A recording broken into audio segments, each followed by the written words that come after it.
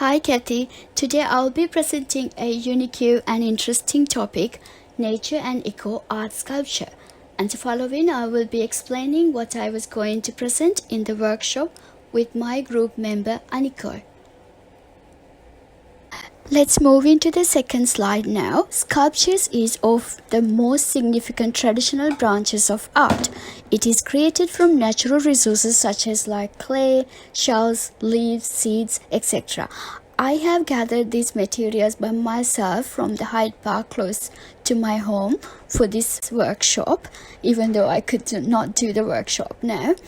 There are 4 fundamental techniques used in this modeling, carving, assembling and casting.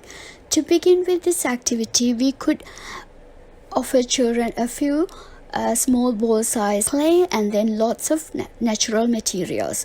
So when you are offering natural materials, we can talk about that with them, and this is actually a social activity, so they can talk to each other and we can encourage them to use their fingers to coordinate and then feel the texture of the clay, so they can understand the difference, and it's a very earthy thing and smoothie, and it just has that special soothing when you touch it. So we can talk about those things with children.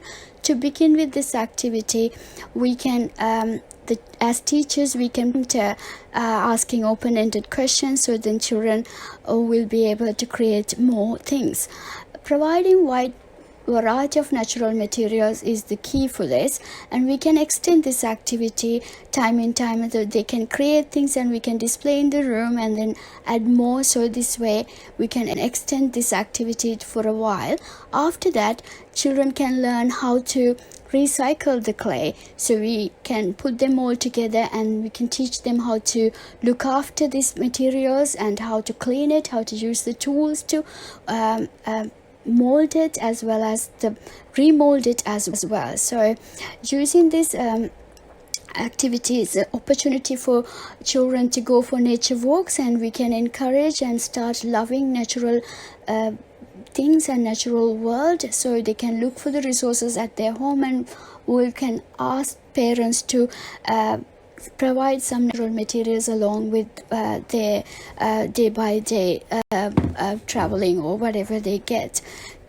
This slide will explain about cultural significance of sculptures. Sculptures has filled many roles in people's lives.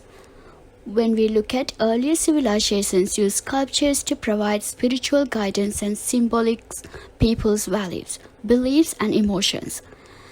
Sculptures were often used in rituals also, and they have represented numerous significant people, hunts, ceremonial rituals, battles, gods, through thousands of years in many different civilizations.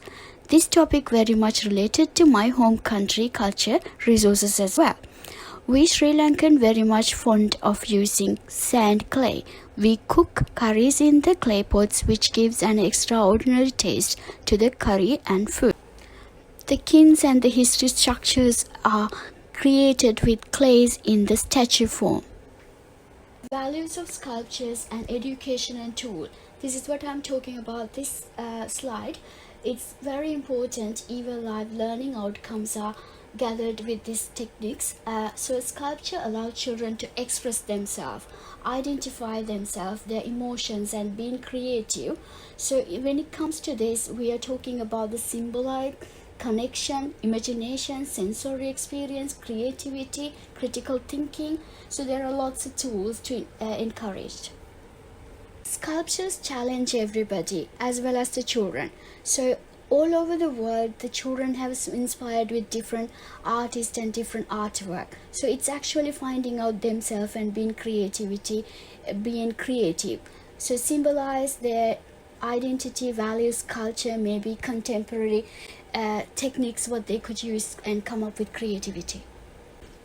Lastly, I would like to add this point: early childhood education must be inclusive and responsive to all different cultures and their backgrounds. So as educators, we should be embedded cultural competence into everyday curriculum. So we should add where they are coming from. Piece of them is very important for them to have it in their education.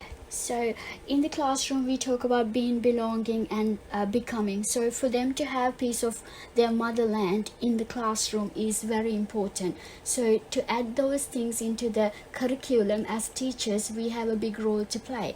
So in this I like to emphasize having different culture background. As example, we say Aboriginal art.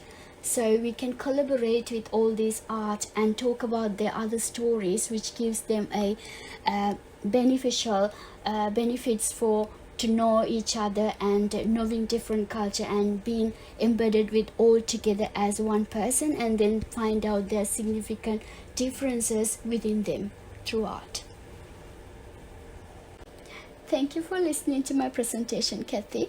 I was excited to share clay and natural materials to create an activity in workshop.